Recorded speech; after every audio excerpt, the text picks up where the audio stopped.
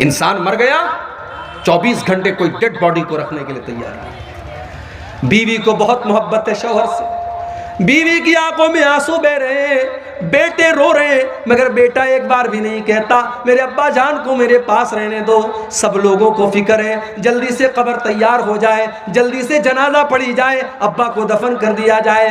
कोई मुर्दे को रखने को तैयार नहीं है। ओ लोगों, तुम्हारी वैल्यू खत्म हो गई, तुम्हारी हकीकत खत्म हो गई। मौत के आते ही तुम्हारी औकात तुमको पता चल गई। इसीलिए अल्लाह कहता है अल्हाकुमुत्तकासुर हत्ता ज़ुरतुमुल मकाबिर, जब तुम कब्रिस्तान पहुंचोगे तब तुम्हें पता चलेगा दुनिया की हकीकत क्या है। कब्रिस्तान तो पहुंचोगे ना एक दिन। दुनिया में फॉर्च्यूनर गाड़ी की सवारी करने वाला, 1-1 करोड़ की गाड़ी से चलने वाला, 4 लोगों के कंधों पर आज जनाजे की शक्ल में जा रहा है। जो अपने शैम्पू से, अपने फेवरेट शैम्पू से नहाया करता था। बहुत सारी औरतें डव शैम्पू लगाती हैं, कोई दूसरा शैम्पू ले आओ तो बुरा मान जाती हैं। बहुत सारे लोग लक्स साबुन से नहाते हैं, उनको दूसरा साबुन नहीं चलता। आज मर गया, आज कोई कहने वाला नहीं है ये तो डव साबुन से नहाया करता था, आज इसको साबुन क्यों नहीं लगा रहे हो, कोई ये कहने वाला नहीं है। ये तो गर्म पानी से नहाया करता था, आज इसको ठंडे पानी से क्यों नहला रहे हो, कोई ये कहने वाला नहीं है इसको शैम्पू क्यों नहीं लगा रहे हो, ये तो शैम्पू लगाया करता था। इतना बेबस हो गया, इतना कमजोर हो गया, आज उसके बदन से कपड़े दूसरे उतार रहे हैं, आज उसको नंगा दूसरे लोग कर रहे हैं, आज उसके बदन पर दूसरे लोग पानी डाल रहे हैं। आज वो इस लायक भी नहीं है कि वो कुल्ली कर सके, वो नाक में पानी डाल सके, आज उसकी गंदगी को दूसरे लोग साफ कर रहे हैं। मर गया, घर वालों ने नहला दिया, अब कफन का नंबर आया। दुनिया में कपड़ा पहनता था तो दुकान पर जाकर के कहता था सबसे महंगा कपड़ा मुझे दिखाओ। 1000 रुपया मीटर वाला कपड़ा पहन करके वो निकलता था और अपने कपड़े का रोब झाड़ता था। आज मर गया तो मामूली कॉटन के कफन के कपड़े में, सूती कपड़े में उसको कफनाया जा रहा है। वो ये भी नहीं कहता है ओ लोगों मैं तो रेमंड का कपड़ा पहना करता था, मैं तो फला कंपनी का कपड़ा पहना करता था, मैं तो डेनिम की, मैं तो फला ब्रांड की जींस की पैंट पहना करता था। आज सारा ब्रांड हवा हो गया, आज सारी कंपनियां हवा हो गई, आज जिस कपड़े में कफनाया जाए वो कफनाया जा रहा है। कफना दिया गया, अब लोग आ रहे हैं उसको देखने के लिए। देख लो आखिरी दीदार है, अब इसको कोई देखने वाला नहीं होगा। आखिरी दीदार है, देख लो, अब ये मनु मिट्टी नीचे चला जाएगा, अब इसको कब्र में डाल दिया जाएगा। फिर तुम देखना भी चाहोगे तो फोटो के अंदर देख सकते हो, मोबाइल के अंदर देख सकते हो, तुम रियल में दोबारा इसको नहीं देख सकते। कफना दिया गया, जनाजा तैयार कर दिया गया, 4 लोगों ने चारपाई को उठाया, कब्रिस्तान लेके जाने लगे। कब्रिस्तान लेकर के पहुंचे, इमाम साहब ने खड़े होकर के जनाजे की नमाज पढ़ाई। जनाजे की नमाज में इमाम साहब ने सूरह फातिहा पढ़ी, दरूद शरीफ पढ़ा, जनाजा की दुआएं पढ़ी, मुर्दे की मग़फ़िरत की दुआ की। चौथी तकबीर के बाद सलाम फेरा। कब्र तैयार हो चुकी है, कब्र के पास लाया गया, कब्र में उतारा गया, मिट्टी दे दी गई। सारे लोगों ने मिट्टी दे करके अपने हाथ झाड़ लिए और हाथ के साथ साथ अपना पल्ला भी झाड़ लिया। ये बता दिया, बेटे ने अपने बाप को मिट्टी दे करके ये बता दिया, अब्बा जान मैं आपका बेटा हूँ, आपने मुझे पढ़ाया लिखाया, मेरे लिए ज़मीन जायदाद बनाई, मेरे लिए क्या क्या किया, मगर आज इस कब्र के अंदर मैं आपके काम आने वाला नहीं हूँ। इस कब्र के अंदर जब मुनकर नकीर आपसे सवाल करेंगे तो अब्बा जान मैं आपके कोई काम नहीं आऊँगा। बीवी, जिस बीवी के ज़ेवरात के लिए इसने सूद और ब्याज का धंधा भी किया था, इसने हराम कारोबार भी किया था और अपनी बीवी के कान और नाक और हाथों को ज़ेवरात से भर दिया था, आज वो बीवी बैठ करके रो रही है और एक बार भी अपने शौहर से ये नहीं कह रही है कि मैं आपकी कब्र में आपकी मदद करने आऊँगी। वो आंसू तो बहा रही है मगर आपकी कब्र में आपके कोई काम नहीं आ रही है। हो लोगों, अगर इंसान सिर्फ अपनी मौत के ऊपर गौर करे, उसे समझ में आ जाएगा ये दुनिया कितनी बेवफा है। वमल हयातुद दुनिया इल्ला मताउल गुरूर, ये दुनिया तो बेवफा है, ये दुनिया तो धोखे का सामान है। इस दुनिया को कोई मतलब नहीं कि आपकी आरज़ू क्या थी, आपके सपने क्या थे। आजकल तो जवान मौतें हो रही हैं। पहले ये था कि साहब आदमी 60 साल का हुआ, 70 साल का हुआ तब मौत होती थी। अब तो मौत तो हमेशा अपने टाइम पर ही आती है। हमको लगता है कि 60 साल में आदमी मर गया, 50 साल की उम्र में आदमी मर गया, मौत तो अपने टाइम पर आई है। इस वक्त जवान मौतें बहुत हो रही हैं। किसी को कैंसर हो गया, किसी को डेंगू हो गया, कोई एक्सीडेंट में मर गया। इलाहाबाद की सरजमीन हमारे यूपी के अंदर है। डॉक्टर मोहसिन नाम का एक नौजवान लड़का, हट्टा कट्टा खूबसूरत लड़का, 1 साल पहले मुझे जलसे में मिलता है। मैं मना करता हूं फिर भी मेरे साथ सेल्फी लेता है, अपना मोबाइल नंबर मुझे देता है, मुझसे कांटेक्ट में रहता है। कौम की खिदमत करने का जज्बा भी उसके अंदर है। 1 साल का पीरियड भी नहीं गुजरा, फेसबुक के ऊपर पोस्ट आती है डॉक्टर मोहसिन की, मुझे डेंगू हो गया है, मेरे हक में दुआ करें। 3 दिन के बाद मैसेज आता है, डॉक्टर मोहसिन का इंतकाल हो गया, उसकी मग़फ़िरत की दुआ करें। डॉक्टर मोहसिन ने क्या सोचा होगा, मैं इस जवानी की आलम में, जबकि अभी तो मेरी शादी भी नहीं हुई, मेरे माँ बाप ने मेरी शादी का सपना देखा था, मेरा रिश्ता तय हुआ था, मैं किसी का दामाद बनने वाला था। क्या डॉक्टर मोहसिन ने यह सोचा था कि आज मैं मौत के घाट उतर जाऊंगा और शादी का दिन भी मैं नहीं देख पाऊंगा, मैं दुनिया से इसी हाल में चला जाऊंगा। मेरे नौजवान साथियों, ये मौत आपसे पूछ करके तो नहीं आएगी। इस मौत को इससे कोई मतलब नहीं कि आपके कौन कौन से सपने हैं और आपके कौन कौन से इरादे हैं। ये मौत आएगी और आपको आपके अपनों से जुदा कर देगी। हमारे बड़े अच्छे दोस्त थे मौलाना अब्दुल रहमान साजिद सलफी, उत्तर प्रदेश के सिद्धार्थ नगर के रहने वाले, मुंबई में मस्जिद के इमाम हैं।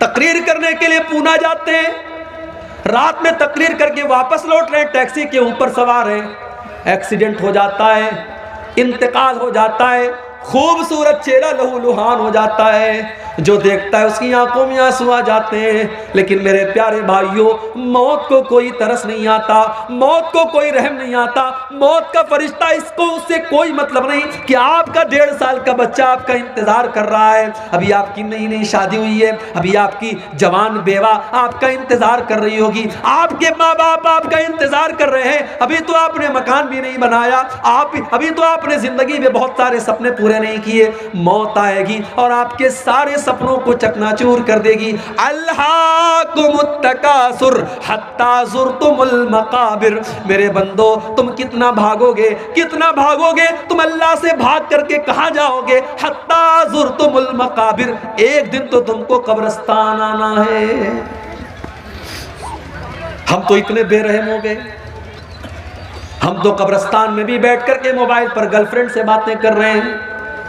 हम तो इतने बेरहम हो गए कि कब्रिस्तान पर बैठ करके गीबत और चुगली हो रही है, और कब्रिस्तान पे बैठ करके जुआ खेला जा रहा है, और कब्रिस्तान में बैठ करके शराब पी जा रही है। हमें तो कब्रिस्तान में भी मौत याद नहीं आती। हो लोगों, मेरे नबी को तो कब्र को देख करके मौत याद आ जाती थी। इब्ने माजा की रिवायत है, एक अंसारी सहाबी का जनाजा है, जनाजे को कब्र में उतारा जा रहा है। अल्लाह के प्यारे नबी अपने सहाबा के साथ कब्र के पास बैठे हुए हैं, और आपकी आंखों से आंसू बहने लगते हैं, और इतना रोते हत्ता बल्लसरा, वहां की जमीन आपके आंसुओं से भीग जाती है। उसके बाद आप कब्र की तरफ इशारा करके कहते हैं, लिमिस्लि हाज़ा फ़अइदू या इख़वानी, ऐ मेरे सहाबा, इस कब्र की तैयारी करो, यहाँ तुमको आना है। हो लोगों, हम तो इतने कठोर दिल हो गए, हमको तो कब्र देख करके भी मौत याद नहीं आती।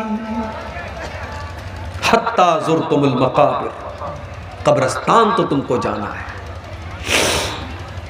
इंसान बहुत तरक्की कर गया, बड़े बड़े हॉस्पिटल खुल गए, कटिहार में, किशनगंज में, दिल्ली में, मुंबई में। मगर आज भी डॉक्टर के पास मौत का कोई इलाज नहीं है। एक टाइम ऐसा आता है डॉक्टर कहता है साहब मरीज को ले जाओ, अब इसको दवा की नहीं, इसको दुआ की जरूरत है।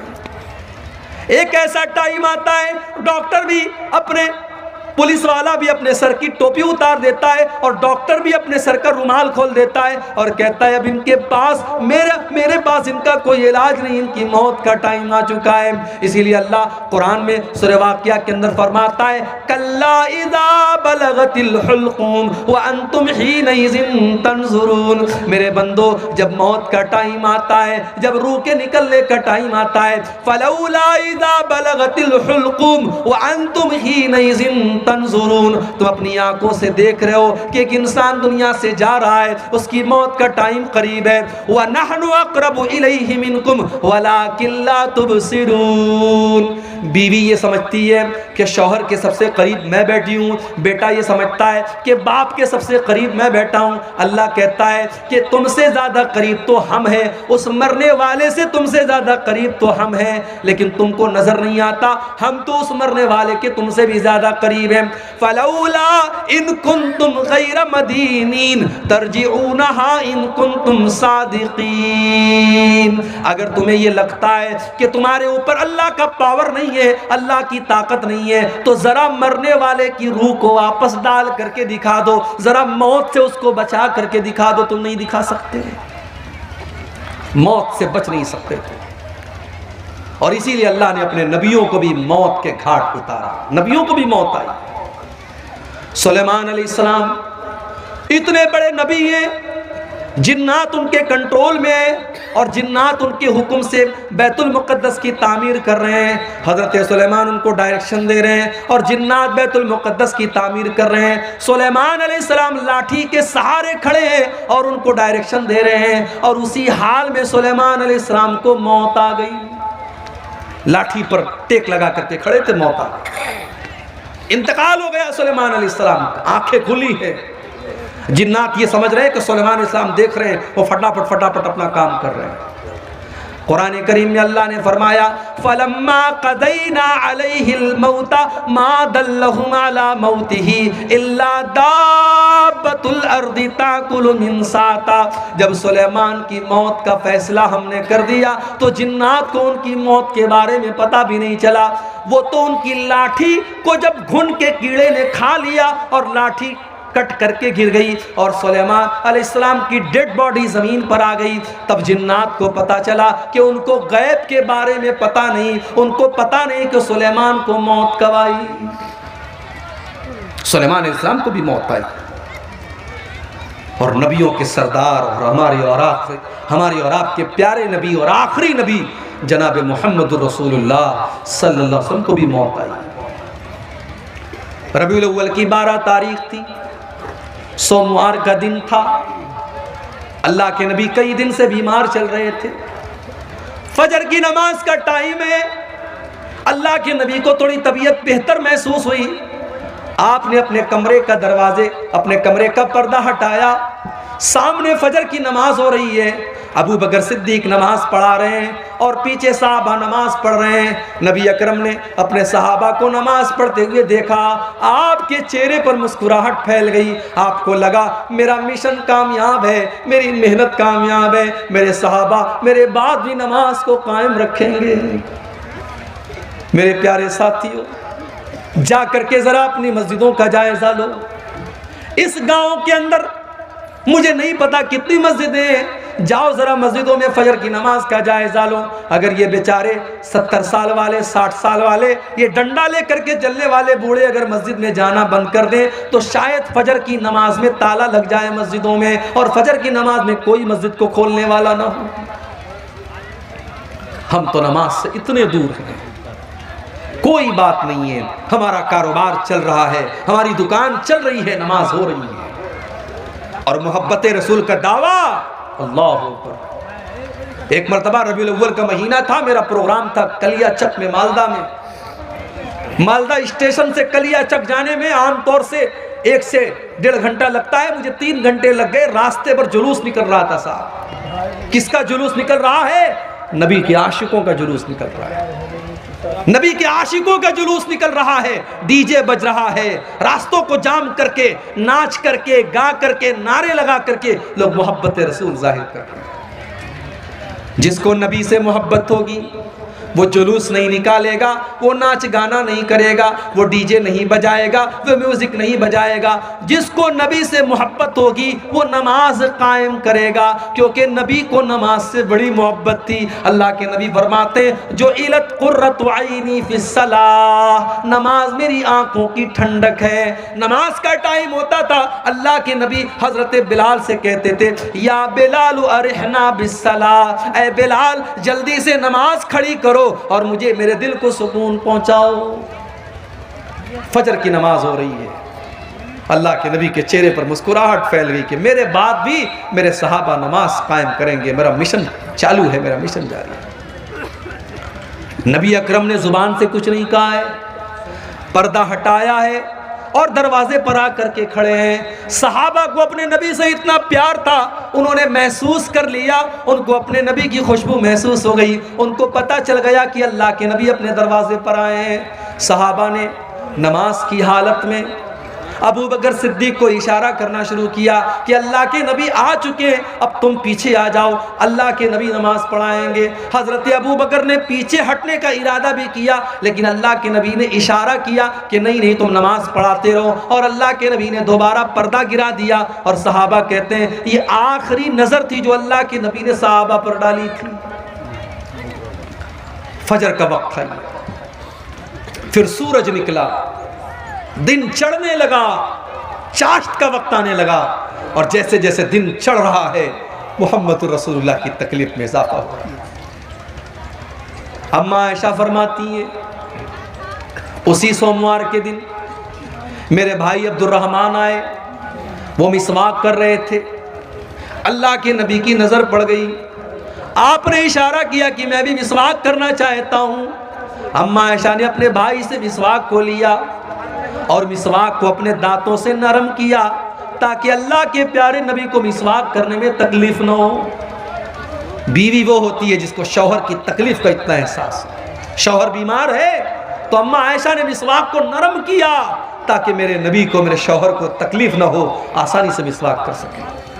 और अम्मा आयशा फरमाती हैं ये मेरे लिए फ़ख्र की बात थी कि अल्लाह के नबी के आखिरी टाइम में मेरा लुआब अल्लाह के नबी के लुआब के साथ मिल गया।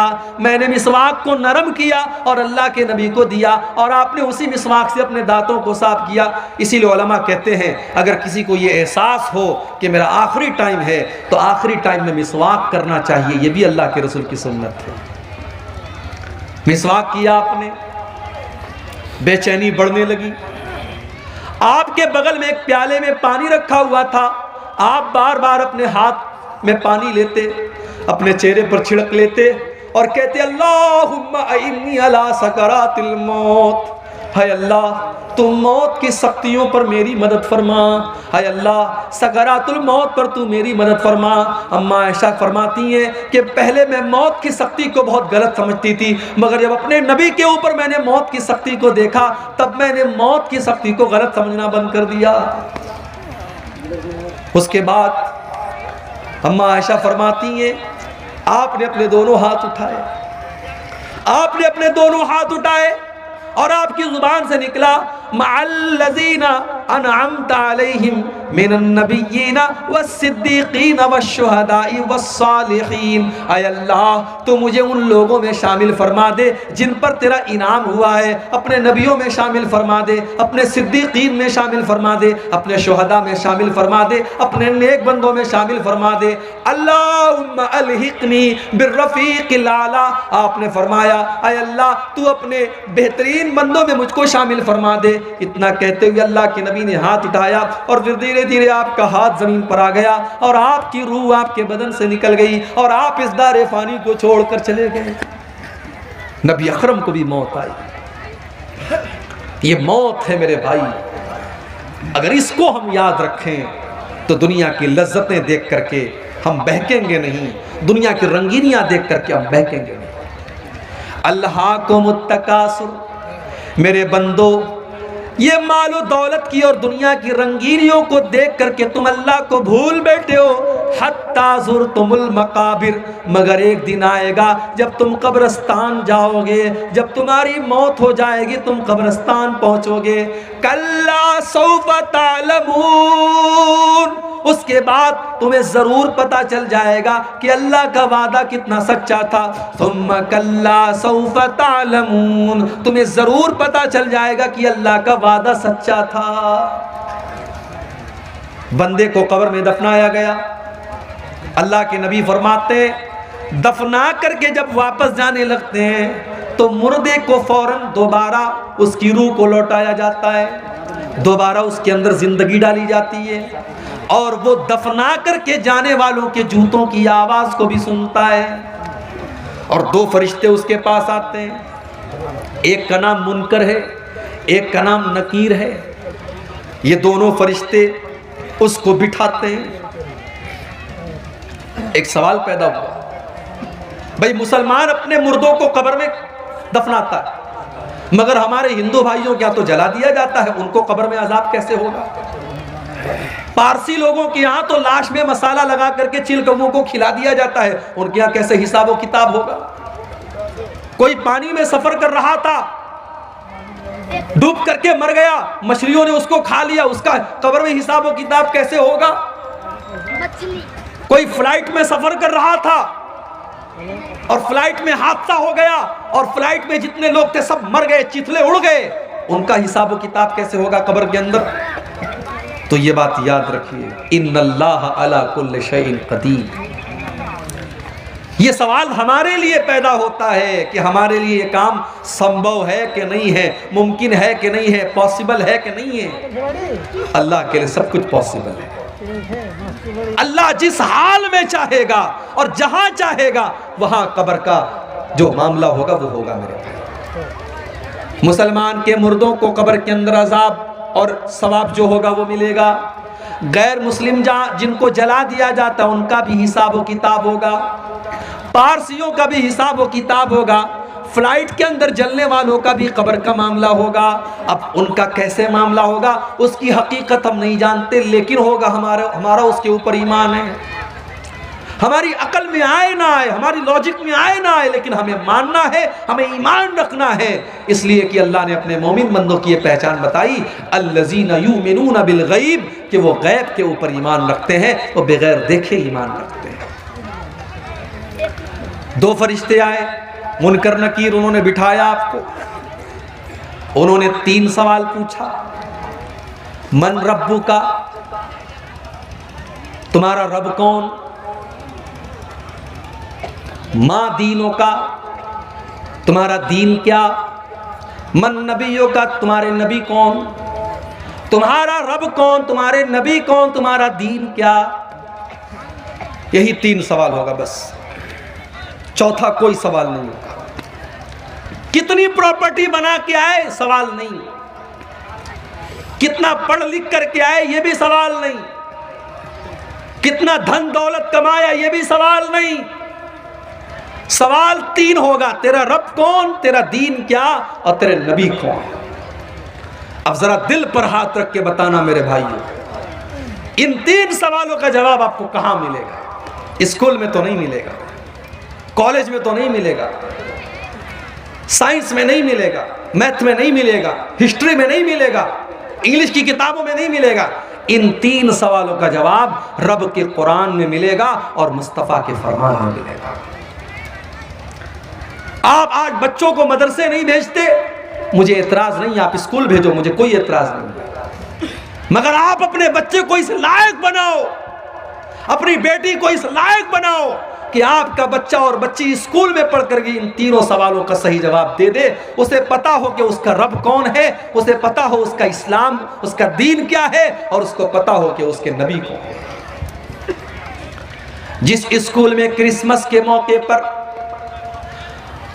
ऊपर से टॉफी गिरा करके ये बताया जा रहा हो कि आज अल्लाह का बेटा पैदा हुआ है, नऊज़ बिल्लाह, आज अल्लाह का बेटा पैदा हुआ है, इसलिए अल्लाह ताला टॉफी बांट रहा है। जहां स्कूल में बच्चों को ये तालीम दी जा रही हो, वहां का बच्चा कैसे मुसलमान होगा? जहां लड़कियों को ये सिखाया जा रहा हो कि तुम्हारे बदन का कोई पर्दा नहीं है, तुम जैसे चाहे वैसे कपड़े पहन करके निकल सकती हो। वहां पढ़ने वाली लड़की कहां से पर्दा करेगी और उसकी आंखों में कहां से शर्म व हया आएगी। इसीलिए आज मुसलमान लड़कियां गैरों के साथ फरार हो रही हैं। नाम था सलमा बानो, नाम था आयशा बानो, उसने नाम रख लिया संगीता देवी, सीता देवी, उसने मजहब भी तब्दील कर लिया, उसने मुर्तद भी हो गई। वो कितनी मिसालें मौजूद हैं। आफताब और श्रद्धा की कहानी तो बहुत मीडिया वालों ने चलाई, मगर इस जैसी लाखों कहानियां जहां मुसलमान लड़कियों को बाकायदा जाल में फंसाया गया और उनको मुर्तद बनाया गया और मार करके इज्जत लूट करके खत्म कर दिया गया, उन कहानियों को कोई मीडिया वाला चलाने को तैयार नहीं है। और आज तो मीडिया वालों को भी खरीदा जा रहा है। इस मुल्क में एक चैनल था, न्यूज चैनल, जो थोड़ी बहुत सच्चाई दिखाता था, उसको भी बहुत बड़े लोगों ने खरीद लिया। ये अलग बात है कि एक ऐसा भी जर्नलिस्ट था, एक ऐसा भी पत्रकार था, सहाफ़ी था, वो नहीं बिका। उसने कहा मैं एनडीटीवी से इस्तीफा दे दूंगा, मगर मैं झूठ का साथ नहीं दे सकता। अल्लाह ऐसे पत्रकारों और ऐसे जर्नलिस्ट की हिफाजत करे और उन्हें और सच बोलने की तौफीक अता फरमाए। मेरे भाइयों, आप सोचिए कि आज हमारी बेटियों के पास दीन की तालीम नहीं है, उन्हें ईमान की अहमियत नहीं पता, और कब्र में यही 3 सवाल पूछा जाएगा, तेरा रब कौन है, तेरे नबी कौन है, तेरा दीन क्या है। अच्छा, अगर हम दुनिया में रट लें मेरा रब अल्लाह है, मेरा दीन इस्लाम है, मेरे नबी मोहम्मद है, रटने से काम नहीं चलेगा। रटना नहीं है। अगर आप चाहते हैं कि कब्र में आपके मुंह से सही जवाब निकले, तो आपको अल्लाह वाली जिंदगी गुजारनी पड़ेगी। अगर आप चाहते हैं कि कब्र में आपके मुंह से निकले मेरा दीन इस्लाम है, तो आपको इस्लाम पर चलना पड़ेगा। आपकी जिंदगी इस्लाम वाली होगी, तब कब्र में सही जवाब निकलेगा। अगर आप चाहते हैं कि कब्र में जब फरिश्ता पूछे तेरे नबी कौन है, और आपके मुंह से ये निकले मेरे नबी मोहम्मद सल्लल्लाहु अलैहि वसल्लम है, तो आपको अल्लाह के नबी के तरीके पर जिंदगी गुजारनी पड़ेगी। जो बंदा मोमिन होगा, जिसने ईमान वाली जिंदगी गुजारी होगी, वो इन 3 सवालों का सही जवाब देगा। वो कहेगा मेरा रब अल्लाह है, मेरा दीन इस्लाम है, मेरे नबी मोहम्मद हैं। फरिश्ता पूछेगा वमा युदरीका, तुझे इन 3 सवालों का जवाब कैसे पता चला। बंदा कहेगा क़रातु किताब अल्लाह, मैंने कुरान को पढ़ा था, मैंने हदीसों को पढ़ा था, मैंने अल्लाह और उसके रसूल की बातों को पढ़ा था। आज कौन पढ़ता है? कौन पढ़ता है कुरान को? पहले तो बूढ़ी औरतें घर में रहती थी, वो बेचारी सुबह सुबह कुरान पढ़ती थी। अब तो वो बूढ़ियां भी खत्म हो गई। अब की तो औरतें वो हैं कि सुबह को वो उठती हैं तो मोबाइल पर सीरियल देखती हैं, पहले रात को बिस्तर पे सोने लगती है तो सीरियल देखती हैं। नौजवान को गाना सुनने से फुर्सत नहीं, बुढ़ों को गाना सुनने से फुर्सत नहीं। आज हमारे घरों में कुरान कौन पढ़ता है? मेरे भाई, अपने दिल पर हाथ रख करके बताओ कि आखिरी टाइम आपने कुरान को कब पढ़ा? हमने कुरान के साथ बहुत नाइंसाफी की है, और कल क़यामत के दिन अल्लाह के नबी हमारा गिरबान पकड़ेंगे, और अल्लाह के नबी क़यामत के दिन अल्लाह की बारगाह में कहेंगे वक़ाल रसूल या रब्ब इन्न कौमी इत्तख़ज़ू हाज़ल कुरान महजूरा। अल्लाह के रसूल कहेंगे ऐ अल्लाह, मेरी इस कौम ने कुरान को छोड़ दिया था, कुरान को छोड़ दिया था। अल्लाह कब्र में 3 सवालों का जवाब देने वाला कहेगा मैंने कुरान को पढ़ा था। और जो इंसान काफिर था, मुनाफिक था, इस्लाम पर नहीं चलता था, उसके मुंह से सही जवाब नहीं निकलेगा। वो चाह करके भी सही जवाब नहीं दे पाएगा। उसके मुंह से बस एक ही जवाब निकलेगा, हा हा ला अदरी, हाय हाय मैं नहीं जानता। फरिश्ता कहेगा तू नहीं जानता इसलिए कि माँ दरईता व माँ तलईता, ना तूने इल्म हासिल किया, ना तूने कुरान पढ़ा, ना तूने हदीस पढ़ी, ना तूने उलमा से इल्म हासिल किया, ना तू मदरसे गया, ना तूने उलमा से सीखा, ना तो तूने इल्म हासिल किया, ना तूने खुद पढ़ने की कोशिश की। तो अल्लाह ने फरमाया कल्ला सौफ तालमून, अन करीब तुम जान जाओगे। सुम्मा कल्ला सौफ तालमून, तुम जरूर जान जाओगे अपनी हकीकत को। कल्ला लौ तालमून इल्मल यकीन, मेरे बंदो अगर तुम यकीन की नजर से कब्र का मंजर देख लो तो अपने मुर्दों को दफनाना बंद कर दोगे। अगर कब्र के अंदर जो अजाब हो रहा है, अगर वो अजाब हमारी आंखों के सामने आ जाए मेरे भाई, तो कोई अपने बाप को कब्रिस्तान लेके नहीं जाएगा, कोई अपने बेटे को कब्रिस्तान लेके नहीं जाएगा। अल्लाह के नबी फरमाते हैं कि अगर मुझे इस बात का डर ना होता कि तुम अपने मुर्दों को दफनाना बंद कर दोगे, तो मैं अल्लाह से दुआ करता कि वो अजाब कब्र की आवाज तुमको सुना दे। लेकिन हम सुन लेंगे तो मुर्दों को दफनाना बंद कर देंगे। कल्ला लौ तालमून इल्मल यकीन, मेरे बंदो अगर तुम यकीन की नजर से कब्र के अजाब को देख लो, अल्लाह के अजाब को देख लो, तो तुम्हारा क्या हाल होगा। लतरबुन्नल जहीम, तुम जरूर जहन्नम को देखोगे। जहन्नम, हाय हाय, अब ये पूरा एक टॉपिक है कि जहन्नम कैसी है और क्या है। कभी इंशाअल्लाह आपके इलाके में मौका मिला तो तकरीर इस पर होगी कि जहन्नम कैसी हो। इतना समझ लीजिए कि तकलीफ और टॉर्चर की आखिरी हद है जहन्नम। जहन्नम वो जगह है जहां आप मौत की आरजू करेंगे मगर मौत नहीं मिलेगी। जहन्नम वो जगह है जो अल्लाह ने अपने नाफरमानों के लिए सजा के तौर पर तैयार करके रखी है।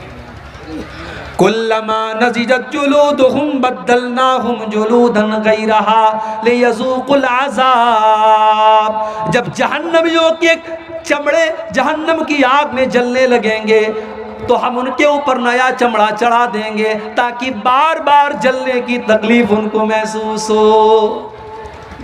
जहन्नमियों को आग का बिस्तर दिया जाएगा, उनको ऐसा फल दिया जाएगा जिसको खाने के बाद उनका पेट अंगारा बन जाएगा, उसको कड़वा कसैला जहन्नमियों का पीप और मवाद पिलाया जाएगा। लतरवुन्नल जहीम, मेरे बंदो तुम जहन्नम को जरूर देखो।